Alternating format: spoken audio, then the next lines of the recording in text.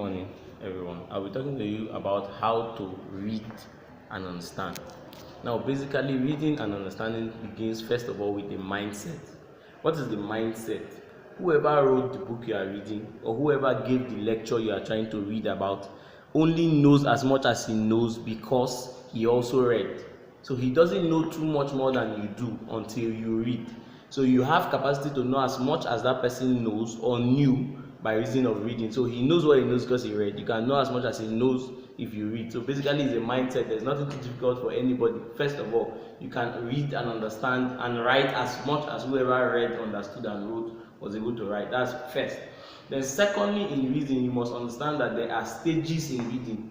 There is a word stage, there is a phrase stage, there is a sentence stage, there is a paragraph stage, and there is a text stage. You can never understand a sentence where you do not understand the word. So first of all, for every sentence you read through, be sure you know the meaning of every word. Because if you do not get the meaning of the words, you definitely not get the meaning behind the sentence. Now, if you do not get the meaning behind the sentence, you can't even get the meaning behind a whole paragraph. Because for every paragraph, there are several sentences, maybe from a topic sentence to a continuing sentence to an additional sentence, concluding sentence, as the case may be. So every sentence tries to build up on a previous sentence. So you must understand every sentence to be able to understand the whole text. So you understand the sentence, then you understand the paragraph. Now for every paragraph, you must understand to know the next paragraph. Every paragraph is built up on an existing paragraph, so you can't expect to know what happens in the next paragraph except you knew what was in the first paragraph. So reading is not a hurry activity, but something you must take stage by stage, step by step. So you know the words, their meanings, the sentence, the paragraph level, and then the text level.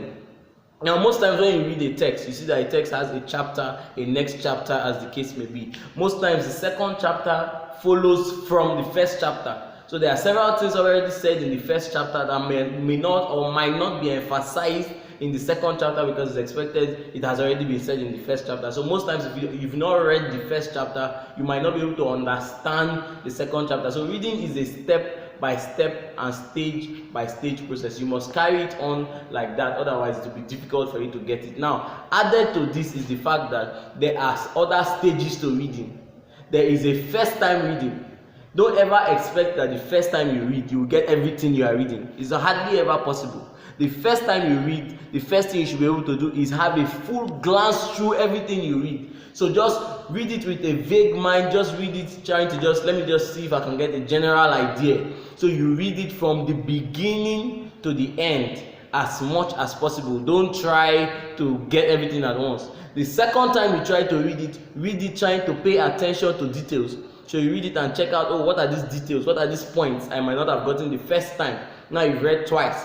Now you are reading a third time. The third time you are reading, you should be conscious enough to identify the things you didn't just ordinarily remember, despite the fact that you read it twice.